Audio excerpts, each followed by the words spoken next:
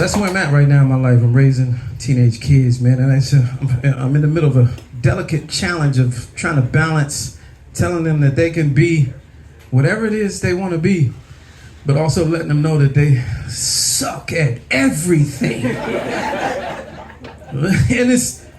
clap if you have stepchildren. If you have nobody? Shit, you safe than a motherfucker? I have stepkids and they tell you not to say step, because you know I'm dad for all intents and purposes. You know what I mean? They tell you. I take classes, therapy. Don't say step. And it's tricky. It's tricky because when they're doing good, it's my boy.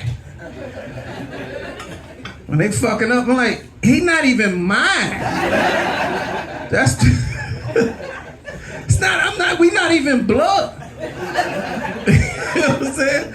So they're my kids. I got a girl and a boy. The girl's 14, the boy's 15, and the girl is just real. You know, I don't know if y'all know this, but they teaching y'all kids some foul shit in these school systems. They teach these kids. She came to me the other day. You need to hear me. I don't feel like I'm being seen. I am a person. I'm like, bitch, I didn't even know what a person was when I was growing up. I'm from a certain era, if you can tell. We didn't get to be people until we moved out. Just seen and heard and what the fuck is this?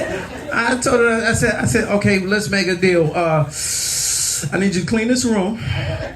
And if I come back down this hallway and I don't hear the vacuum or see that the floor is not clean, you talking about your feelings, I feel like it's gonna be a foot in your ass. And she's so inquisitive too, 14, inquisitive, question for everything. You know, it's kind of hard dealing with inquisitive kids because we get this social media in front of them, put the phone in front of them. They know everything. They got all the available information in the world in front of them, at the palm of their hand. And they got questions. So we sit there watching TV, right? So all of us. And TV commercials, they don't give a fuck about what time it is and who's watching, you know what I mean? So the commercial comes on. If you have ED, she turned around to me, I'm on the couch. She's like, well, what is ED, Dad? And I'm like, hey, listen, don't worry about that. Don't focus on that. It means something, but I don't know. And then the commercial's like, it's erectile dysfunction. I'm like, you have to say the shit. So she's like, Dad, what's erectile dysfunction? I say, all right, it's a learning disorder. It's when you can't really read good. You know what I mean? Don't worry about that shit. But her memory is like a hawk. She remember everything, right? So next night, you know, my son, he 15, he really don't read good. So I hear them. There's commotion at the dinner table behind the couch the next night. I'm like, what is going on? I turn around, she like, I'm helping him with his erectile dysfunction. I'm like, close that book and go to fuck to bed. I'm working with him on his reading though. It's been a challenge. I don't know if you've ever taught, mentored, or coached a young person. The literacy is a thing. He had an IEP and all that, and he had a lisp and speech impediment and shit. But I cared about him because I don't want him to be a black man out here struggling. So even though we ain't blood,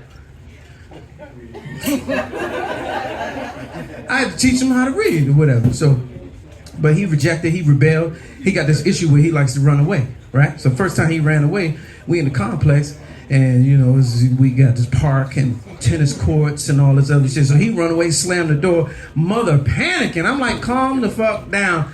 He's not going far. She was like, why would you say that? I was like, because the nigga can't read street signs. We found him the next morning. He on the tennis court asleep. Not even outside of the complex. So he come back to the crib and, take him in. We sit down, had a little lesson. I'm like, you don't need to do all that, blah, blah, blah. Next 2 years, I'm getting his reading better, right? Little do I know, I'm fixing the reading, but the runaway problem is still there, right? So he don't like my guidance. He don't like, I'm strict at the house. So last year, he ran away again. He still don't read as good, right? So she panicking. I know he's going to get further than he did the last time. How come you're not upset? I'm like, listen, just turn the little find my phone thing on and we'll see where he at, right? A couple hours go by. He called. He like, I'm ready to come home. She like, where you at? He said, I'm at the Sonic. Now, we live locally. Ain't but one Sonic around here, right? And it wasn't where the blue dot was showing that he was. So we do a little research, and we find out this nigga was at the Sunoco. I said, the Sonic, nigga? You left a whole syllable out there. You deserve to stay where the fuck you at.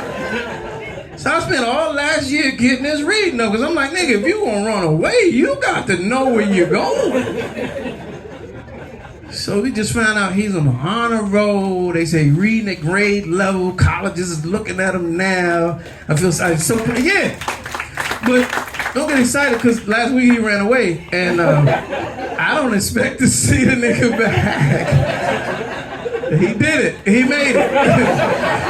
Congratulations. You know what I'm saying?